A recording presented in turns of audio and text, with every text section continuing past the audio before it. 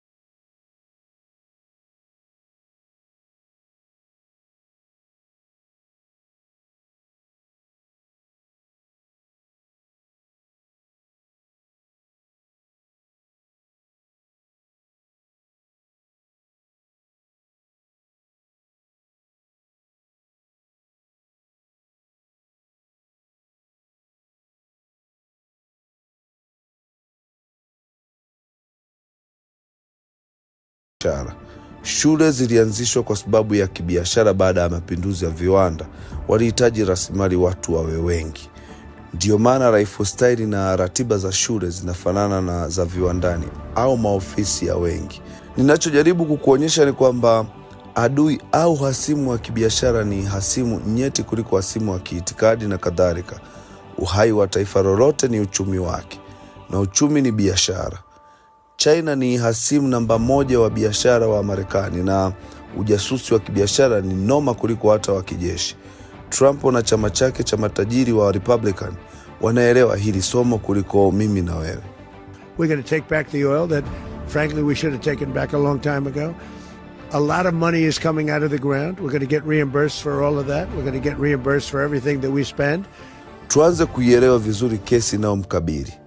Picha linaanza. Mwezi Machi 2020, serikali ya USA ilifungua kesi ndani ya USA dhidi ya Nicolas Maduro na maafisa wenzake 15 wa serikali ya Venezuela. Jina la kesi hii narco-terrorism. Hii ni temu ambayo labda umeisikia lakini haujaielewa. Ukisikia narco-terrorism ujue ni ugaidi wa madawa ya kulevya. Yaani unatumia biashara ya drugs kufadhili uhalifu kwenye nchi nyingine, kama Osama alivyotumia mali za mshua wake kufadhili uhalifu ndani ya USA. Mashtaka ya kesi za kawaida za drugs ni kifungo cha miaka 10 mpaka 20 jela. Narco-terrorism ni kifungo cha maisha jela. Kwa hiyo elewa kwamba hawasemi Maduro na wenzake waliruhusu kokaini kupitia Venezuela tu. Yaani wanadai Duro Boy alikuwa anataka kokaini iuze kama njugu kwenye mitaa ya Marekani ili kuharibu vijana na jamii yao kama kisasi cha vikwazo ambavyo walimwekea miaka yote. Wanaita asymmetric warfare. Kwenye historia, Uingereza iliwahi kumfanyia hizi China. Katika karne ya 19, ufalme wa Uingereza, British Empire, ulipush dawa za kulevya, opium, kutengeneza mateja wa Kichina na matatizo ya kijamii ambayo haikuwa na historia ya madawa. China ilijaribu kupiga marufuku biashara ya opium, lakini Uingereza ilitumia nguvu ya kijeshi kulazimisha biashara hiyo iendelee, ikidai ni bidhaa halali. Matokeo, China ililazimika kuingia vitani. Inaitwa Opium War. Mwisho walishindwa na kukubali mikataba wanayoijutia na kuitumikia hadi leo. Ililipa fidia kubwa na ilitoa eneo la Hong Kong kwa Uingereza ambalo mkataba wake utaisha 2047. Ndicho USA wanasema Maduro alitumia jeshi lake kufanya. Huenda unaamini haya mashtaka au huyaamini, lakini hadi wanamfikisha mahakamani means wana ushahidi kuliko unavyodhani. Makinika nasi. Picha linaanza. Bwana, huu hondo unawajia hivi punde. I think what Madine.com has managed to capture, the stories are very captivating. Sijui kwa Kiswahili nisemaje. High boy, hata kama ni kitu kizito unakuwa interested kuendelea kusikiliza. Kama umeshasikia Cartel de los Soles, Cartel of the Suns, yani genge la jua, ni jina linalotokana na alama ya jua iliyopo kwenye sare za jeshi la Venezuela. Ni system ya dawa za kulevya inayoratibiwa sio tu na wauni wa uzangada, ila majenerali wa jeshi. Na USA imekusanya ushahidi wote, kuanzia picha za satellite ambazo zinaonyesha ndege za kijeshi zikitua na kuchukua mizigo ambayo haipitishwi kwenye njia za kawaida pale airport, kutoa na kwenda Mexico, Honduras na nchi za Caribbean. Zaidi kuna ushahidi wa kikulacho. Major General Cliver Alcala Codne Major General Cliver Alcala Cordones, ambaye alikuwa mshikaji wa karibu sana na Hugo Chavez, alijisalimisha kwa Marekani mwaka 2020, na tangu hapo amekuwa akiongea na waendesha mashtaka kwa miaka 5 sasa, akitoboa siri za wauni moja baada ya nyingine. Anajua majina ya kila muamala na wahusika waliotajirika na mfumo. Watu hao ambao wanajua wanatoroka nchi na kuomba hifadhi ya ukimbizi wa kisiasa, huwa wanahakikisha wanaondoka na codes nyeti zitakazowapa thamani mbele ya watakapokwenda kuomba hifadhi. Na hayupo peke yake. Mamia waliokuwa kwenye serikali ya Maduro walishakimbia na kwenda kutafuta hifadhi USA, na kila mmoja ratiba yake ni akishakunywa chai anaelekea makao makuu ya CIA, au anapokea wageni wenye kirekoda na sometimes kamera, wanaanza kukudownload. Wametoa siri ambazo waendesha mashtaka walishajua zinatosha kupita naye. Na kama haitoshi, kuna kile kinachofahamika kama the Narcos Sobrinos Affair. Ukisikia sisi Waspanyola tunasema Sabrino, tunamaanisha mpwa. Watoto wa kishua wanaita nefi. Kwa hiyo ilikuwa situation ya wapo wawili wa Maduro na mkewe waliokamatwa na kilo 800 za cocaine nchini Haiti Novemba 2015, wakijiandaa kuingiza mzigo USA. Wapo hawa wawili ni brother Efrain Antonio Campo Flores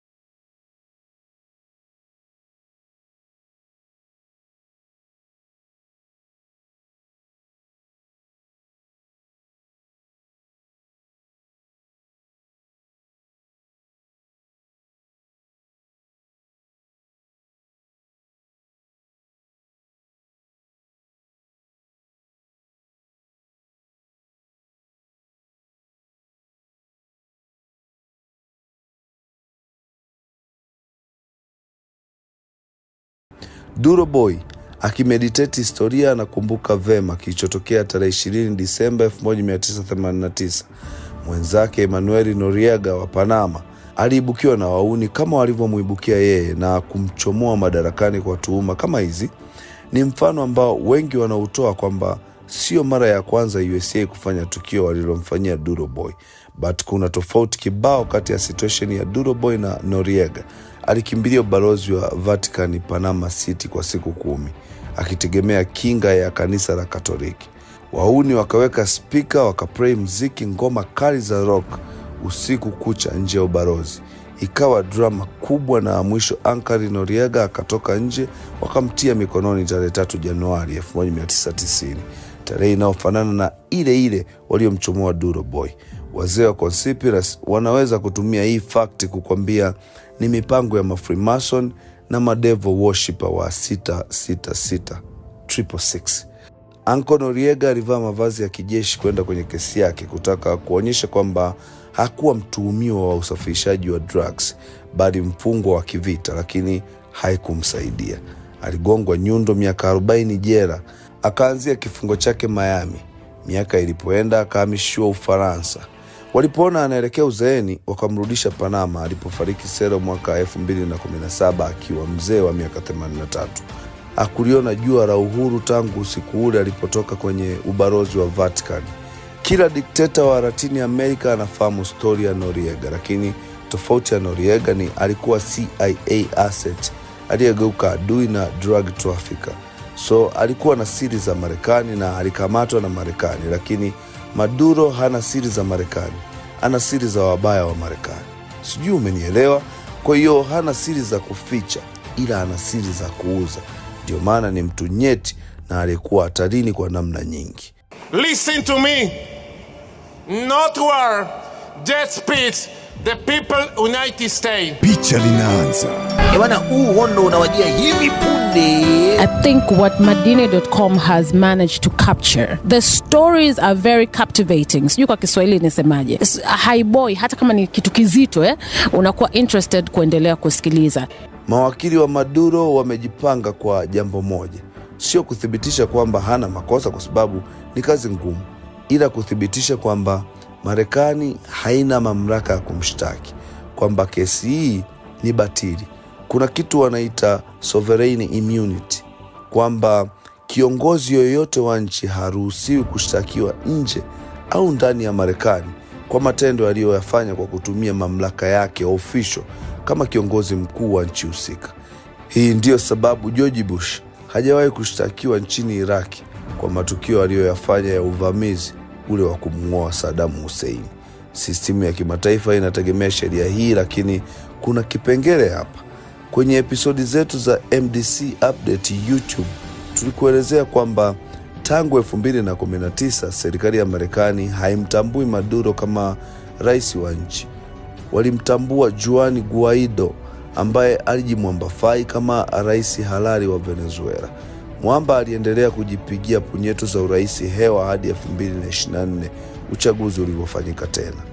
Edmundo Gonzalez Urrutia ndio alikuwa mpinzani wa Maduro na akashindwa tena, na USA ikamtambua kama yeye ndo mshindi. Kwa hiyo kiuhalisia Nicolas Maduro ni rais wa Venezuela tangu 2013, na hata Maduro mwenyewe kwenye video zake za mwishoni kabla ya kutekwa alisema waliongea na Trump kwa simu na walianza kwa kuitana Mr. President, Mr. President. Y fue una conversación, como yo he dicho, respetuosa, muy respetuosa. Lo primero que me dijo Mr. President Maduro. Excelente. Y yo le dije Mr. President Donald Trump. Lakini kwenye makaratasi official ya Marekani na mamlaka zake za kisheria, Maduro ni raia wa kawaida tu tangu 2014, anayeendesha genge la uhalifu lililojikuta linatawala nchi. Hadi hapa Uncle Duro ameshapigwa na kitu chenye ncha kali. Kinachomfanya Duro Boy kuwa mtu hatari ni kwamba kuna possibility akageuza miambari ya mahakama kuwa stage ya kuperform kwa punchline zitakazoitikisa geopolitics za dunia. Kila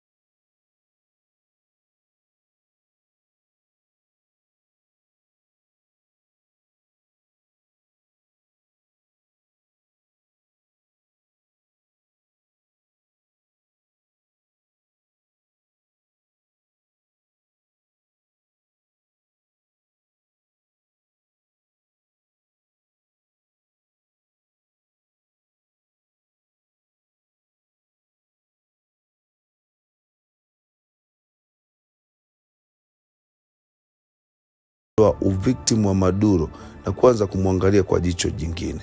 Tangu 2018, Russia ilituma wataalamu wake wa kijeshi kusaidia kurani mitambo ya S-300 Air Defense System ambayo waliiuzia Venezuela.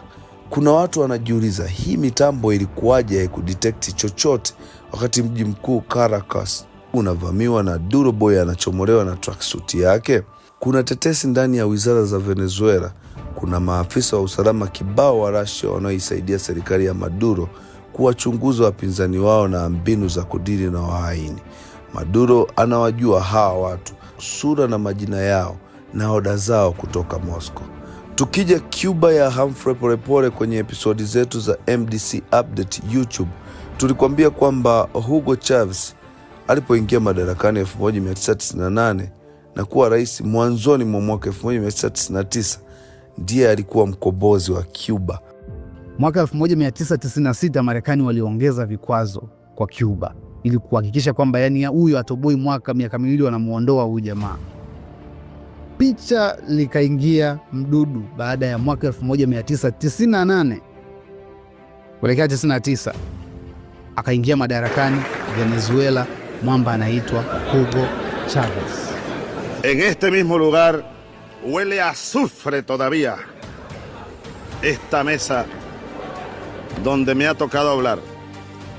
Ayer, señoras, señores, desde esta... Huyu jamaa picha linaanza role model wake kitambo alikuwa Fidel Castro.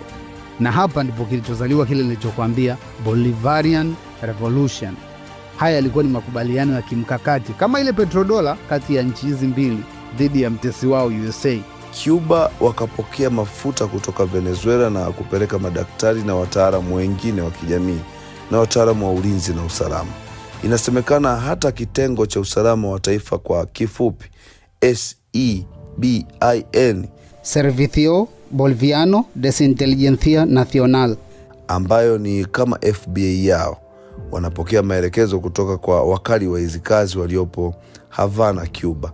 Kama haya ni ya kweli, Maduro anaweza kuprove. Anaweza kuwapa majina na network nzima ya intelijensia ya Cuba ambayo ni ndoto za USA kuiangusha. Nilikuelezea jinsi Marco Rubio, waziri wa mambo ya nje wa USA, anavyotamani hili litokee, kwa sababu asili yake ni Cuba na waliofanya familia yake ikakimbilia Marekani ni wa socialisti walioiongoza Cuba. Ni watu wachache sana wanamuona huyu mwamba, na wachache zaidi wanaiona Cuba kwenye hii equation. Lakini kama unafuatilia siasa za Amerika na historia yake, itakuleta kwa Cuba, na hapa ndipo tunapompata Marco Rubio. Huyu mwamba ni Cuba kiasili. Kilichomleta Marekani ni matatizo ambayo yaliletwa na kuvurugika kwa uhusiano wa Cuba na USA. Kuhusu Irani na Venezuela, hawana ushikaji wa asili, ila uliletwa kwa sababu ya kushare matatizo na adui mmoja. Wanasema adui wa adui yako ni rafiki yako, na ndicho kilichotokea wakati wa Hugo Chavez, ambapo walijikuta kama nchi mbili zenye bidhaa adimu ya mafuta lakini zimewekewa vikwazo. So walishare intelligence ya namna ya kupitisha mizigo ya magendo plus kuuziana teknolojia. Mwaka 2020 idara za Marekani zilipigwa na butwaa baada ya meli kubwa za Irani kuibuka na kuleta mafuta ndani ya Venezuela bila kushtukiwa. It means ni watu wenye network na coordination deep, na zote Maduro anazijua kwa sababu zimepitia kwake miaka 20 mfululizo. Kuhusu madawa, huenda Venezuela au hata Maduro hahusiki na ongezeko la mateja Marekani. Kwanza, kokaini haipo kwenye listi ya madawa hatari yanayoingizwa kwa wingi Marekani. Kuna sababu za kijiografi pia. Zao la koka halistawi Venezuela, na mizigo mingi inayopitia Venezuela inaenda Ulaya na sio USA. Peru na Bolivia ndio nchi zinazolima zaidi hilo zao, na linapita zaidi nchi majirani na marafiki wa USA kama Mexico. Lakini Duro Boy lazima ana taarifa zote nyeti za hiyo network, kwa sababu wauni walijua ni adui wa adui yao. Hizi taarifa USA watatamani kuzipata. So imagine siri za ujasusi wa Russia kwenye Latin America, intelligence ya Cuba inavyofanya kazi, Iran inavyokwepa vikwazo, mapu nzima ya drugs cartels, akaunti za siri za watu na nchi mahasimu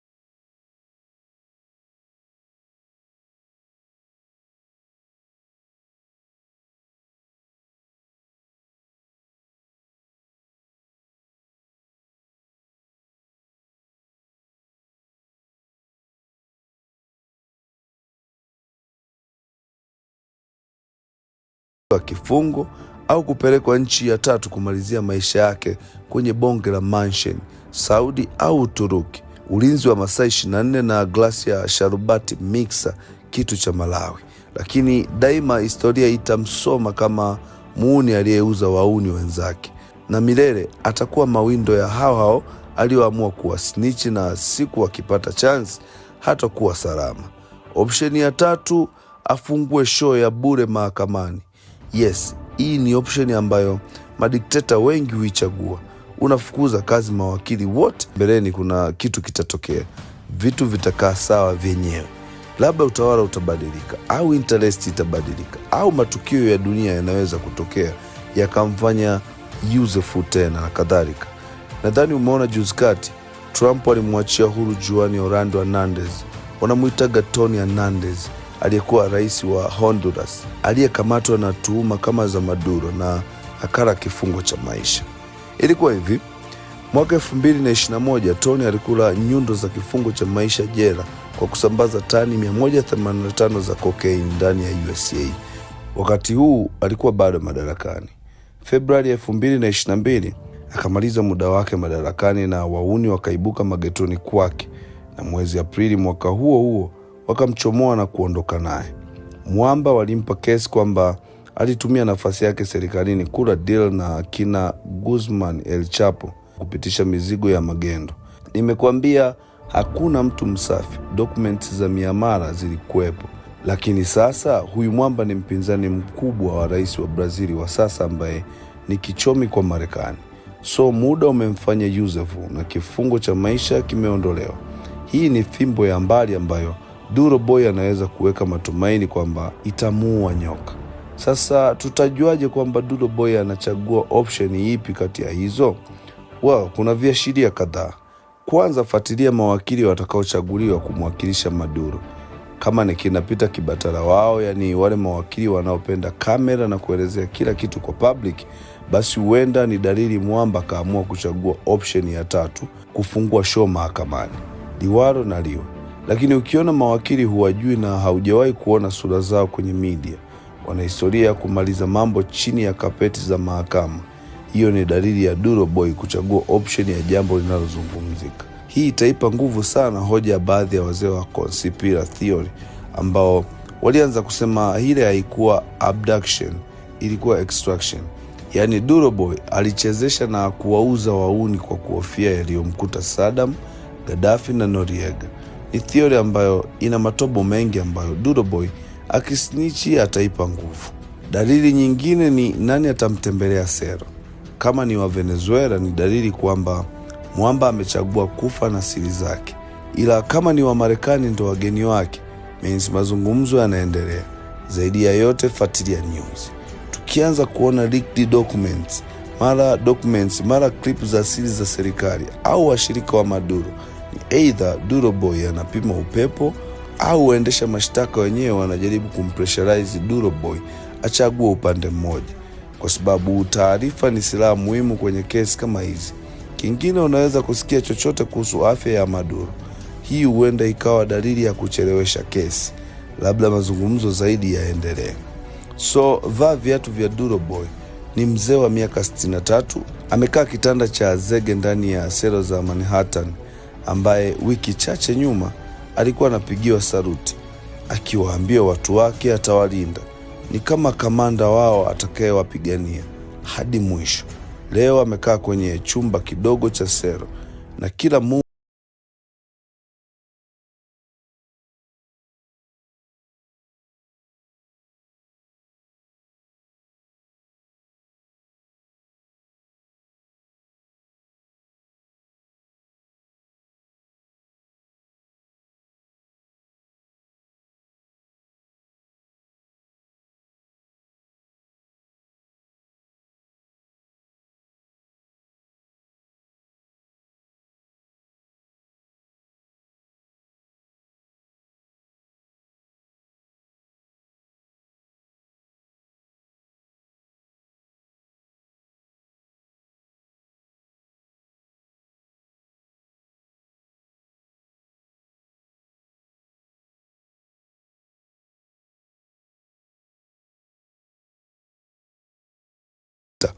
taarifa na maarifa. Hii ni Madini.com.